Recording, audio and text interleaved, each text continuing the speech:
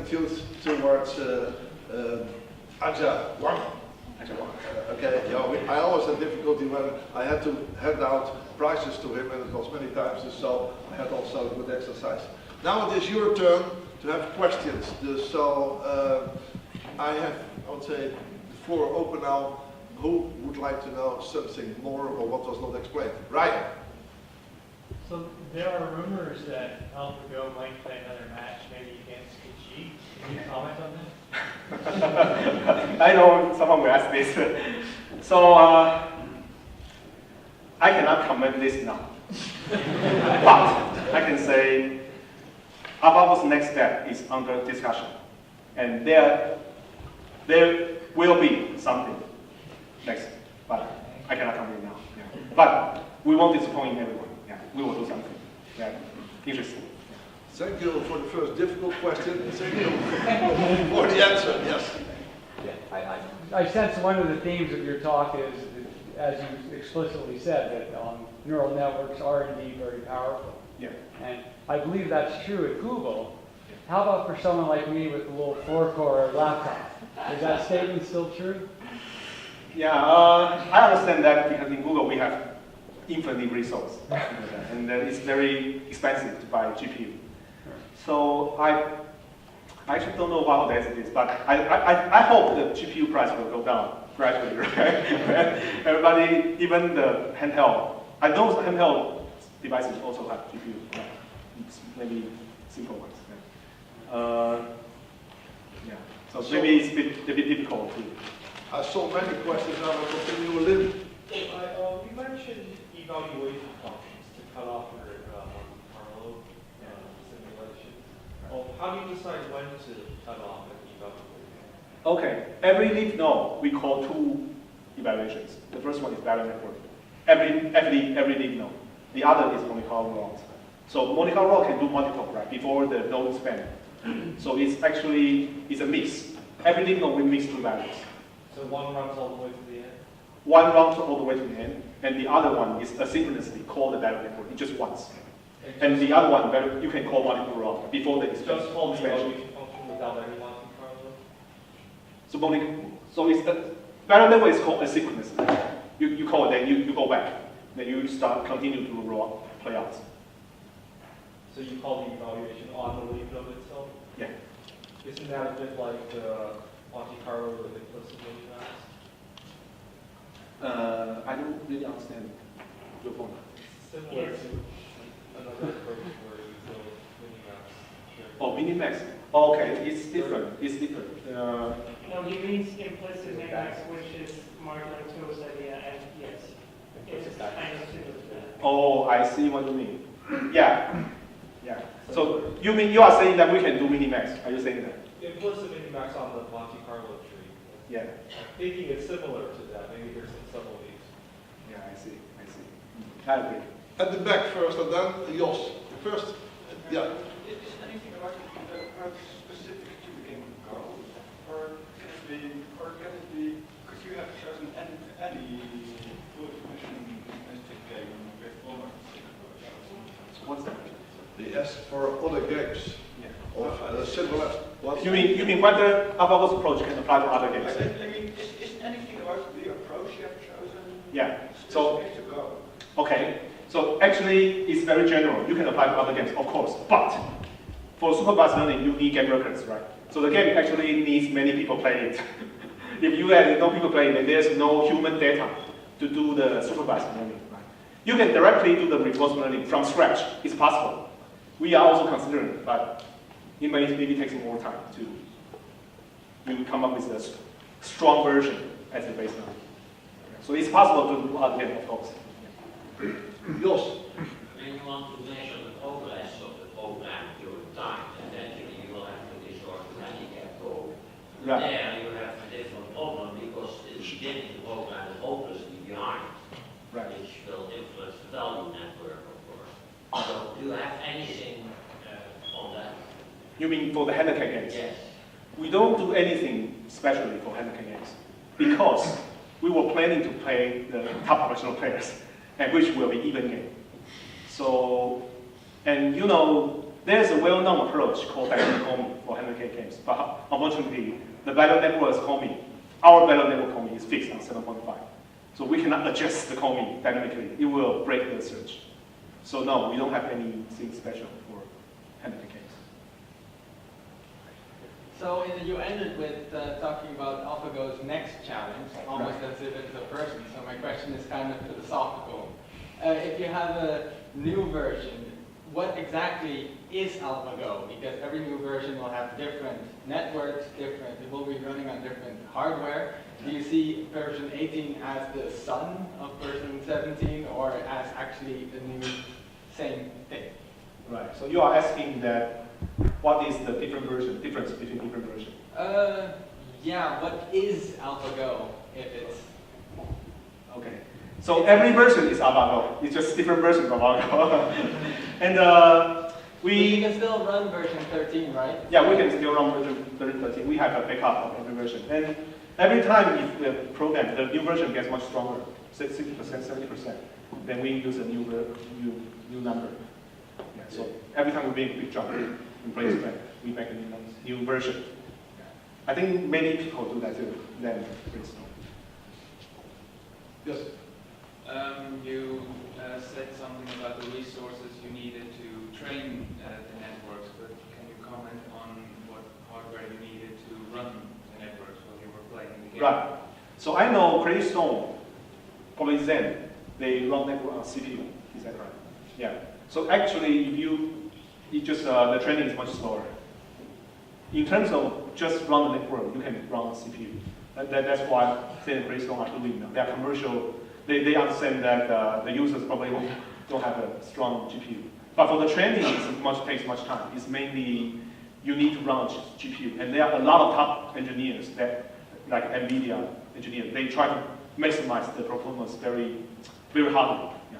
So I would say if you train a neural network, you need to run GPU. That's much faster.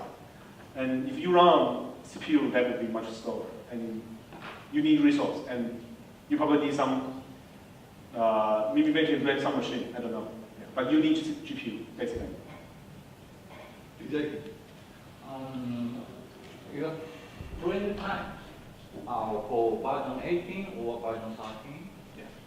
Training time 4 weeks, 1 week, 1 week. For which version? Version 18 or version 13?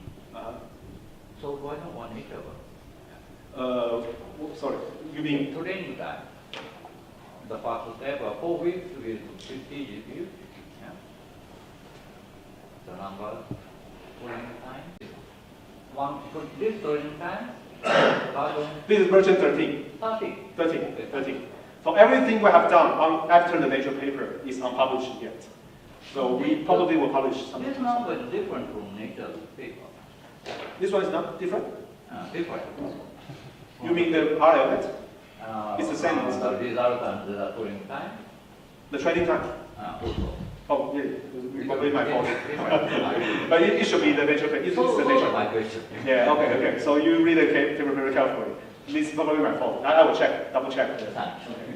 I think for the public, Hideki wants to know which version he defeated with Zen. Oh, but have you played AlphaGo yet? I think we haven't played. No, you said you lost one game against Zen. Oh, okay, yes, you tournament, okay. Yes. Yeah, Zen. And now the latest version, I think it's Zen 5, right? At that time, the newest version, when we published the Nature paper. Now that is Zen 5, but he would like to know which, I would say, AlphaGo version. V13. Okay. V13. That's the answer. Yeah. Okay. I know. Okay. We continue. You ready? Yeah. Yes. Okay. Yes. How is this related to another product, Google TensorFlow, and did you try Okay. use already? I cannot say now, but yes, we are switching to TensorFlow. That's why, yeah, it's very useful. But I don't know if I can comment on it. Yeah. Sorry. You ready? Okay. Eddie Beck. Yes, I have a question on this supervised learning. So there are many techniques like support vector machine, Gauss integration. How do you think, how important is it to be with deep learning? How much better is it? convolution and neural network. Over what? You mean how useful is the deep learning? Compared to other supervised learning. So I just told you that it's immeasurably stronger. Yeah. So what I did before on Erica, my program, and other strong programs is basically supervised learning and some linear model, linear combination of features, right? And it was like 6 steps, and they had a very hard time to climb to 7 steps. But recently, then climbed to 8 steps. I see that as very interesting games, yeah, by deep learning. Yeah. So you can see that's a big jump. It's actually, I would say like 1,000, 2,000 elo stronger easily, just by, you just use this neural network, be patient, train them, and use resources, and just plug in the search. You have so much power. So I would say it's much stronger, much stronger. I was wondering, you are using a convolutional neural network, yes. Right? They also use them for images because if you translate a dog in an image, you still want to recognize it, right? Yeah. So why did you choose a convolutional neural network to use for the Go game? Why not a different kind of... Yeah, I think the convolution helped probably because in the game of Go, you have, like, you use patterns, right? So if I recall, the most useful features I come up with before in the game of Go, the most useful features are large patterns, which means that you have a window of the board, the size of the board, then you see the relationship between the stones nearby. The convolution is basically a window, right? You make a stride. So that's why convolutional networks are so powerful for the game of Go. You just take an image, right? Then you predict where is the best move next pixel. Yeah. It's quite similar. So in the beginning, that's our inspiration. And we thought, actually, it's perfect to the game of Go because it's just like recognize an image, and then there's black and white dots. And, yeah, so that's probably some game creative properties. Right. On your slides, there is this surprising constant 12 for the number of layers. Yeah. I'm curious, is that something which results from experiments? Is there a deep reason for picking it, and also for picking it equaling the different networks for the different tasks? Yeah, so that's the major work of Prince Madison when he was in his internship. He tried many different kinds of networks, like 8 layers, like 20 layers. He tried, maybe at the time we think, maybe big networks solve everything, right? So it turned out that 12 layers is the best. And then he ran many experiments. He probably didn't report many to me, but I didn't remember all the details, but what we wrote in the paper, it was the best of our many experiments, including failed experiments. Todd. So, in summary, you have a respect for tradition of excellent Go players creating the basis to then improve upon self-play. And it's wonderful what things have done, but I'm very curious as far as opening game play. We look at the history of other games, how after a couple hundred games, or a couple hundred years of history, that an opening move that people thought was obvious for backgammon was incorrect. And we can look at the way that favorite chess openings have shifted, even in recent history and such. One thing I wonder is, do you think that with the sort of cooked-in tendency to play the way that the masters have played, that AlphaGo would have a potential to surprise the Go world at the beginning of the game, or do you think that would need to, as you put it in the previous question, that you could start from scratch? Have there been any experiments done from scratch? Yeah, okay, I'll answer your question. So AlphaGo already impressed many pros in opening, right? For example, the game 2, the shoulder hit, if you recall. And game 5, they actually came up with a new Joseki, new opening, that many professional players mimic now, trying to understand now. So I think that's because of the better network, because it's self-play. He basically overcome the limitation by the supervised learning, which is parse network.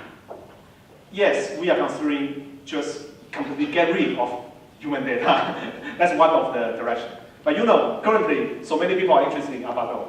so many contexts that people say we should do education, that we make AlphaGo software, and we should start another match, right? And we should like go online. So basically, we do everything else, everything a little bit, but we haven't fully committed to a specific direction. But we do consider to start a reinforcement learning AlphaGo completely get rid of human data, and we are very curious to see how it will play. It probably play completely different with human, but very strong, possible. And if we have some result, we will report. I believe almost everybody had his turn, but I saw still 3 arms. There, here's one. First you and then you. Yes, and then you. Okay. 1, 2, 3. But we continue. Yes. Okay. Yes. Sorry. So it was very interesting to see that you trained the neural network with 14 million games. My question would be, if that one game that you lost against this world champion would have been in those 14 million, or that one game that you lost, would you then have made it and beat him 5-0? And then my next question is, how likely do you deem it that there are more of those moves that should have been in those 40 million? And how likely do you see it that in all future games you'll win 5-0? Okay, so I have to clarify that we use 30 million games. 30 million games. So the 30 million games are actually played by the reinforcement network. If you recall, I said we have 3 types of network. The reinforcement network is not used in AlphaGo in gameplay, but it was used to generate the data set. So those games are actually not very high quality, right? Because it's directed by a 3-dan program, 3-dan network.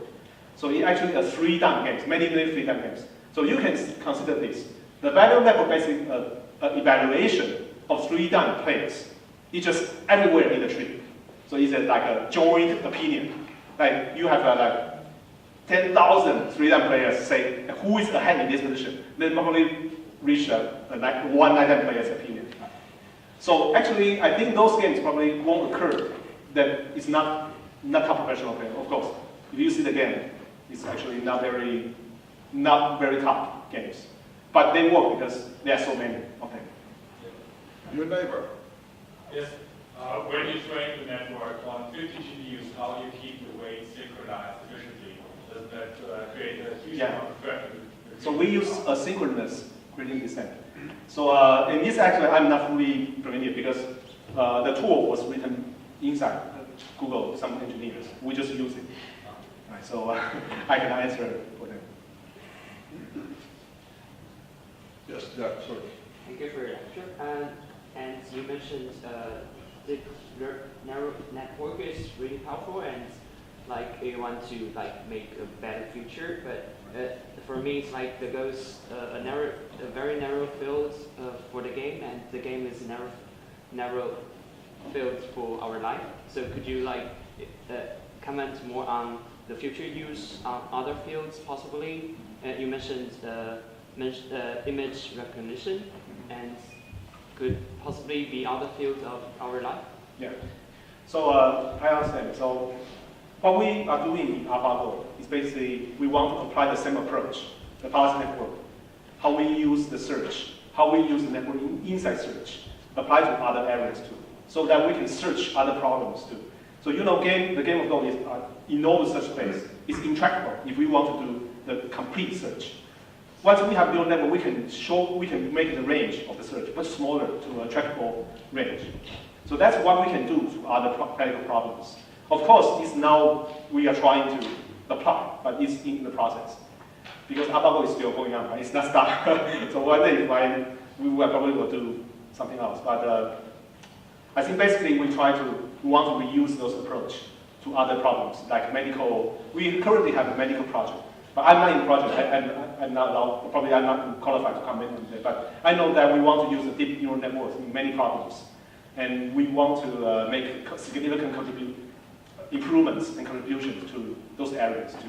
So that's DeepMind's mission. DeepMind's mission is not just on Go. Yeah, it's just on Go. Our mission is always to solve artificial intelligence, to make the world a better place. And I'm really confident that my colleagues are working on it. They are very passionate in AI. They are very motivated, yeah. And they are all very nice, motivated guys. Yeah. They want to help people. At least they help each other. So I think DeepMind will do more practical things in the future. AlphaGo won't be the last one. Time for the very last question. Jan Scholtes? No. You? Yes. In AlphaGo, you use policy network and value network, and then it is related to reinforcement learning. Because in the reinforcement learning, we have policy and value. Yeah. So here, I mean, it is related to reinforcement learning. Yeah. So policy network trained on professional games. There's no reinforcement learning. They just do classification. Right. Just. But the value network is several steps. The pipeline I showed. He used self-play and he used reinforce to make the network better. So I don't really understand what you mean. Someone said the reinforcement learning, usually they have policy and value in the algorithm. So the idea you have policy network and the value network is from the reinforcement learning or the idea.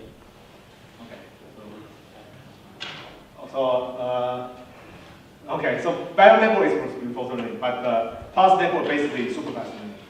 Yeah, but because there's no self-play, no reinforce. Thank you very much for the performance. You deserved the certificate, both certificates.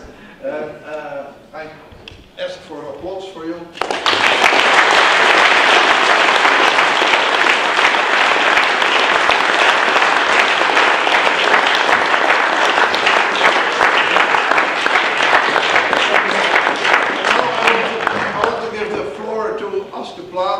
For giving him the opportunity to thank him on behalf of LIAX, of which he is the scientific director. Thank you. Okay, so it seems like everybody wants to give you presents.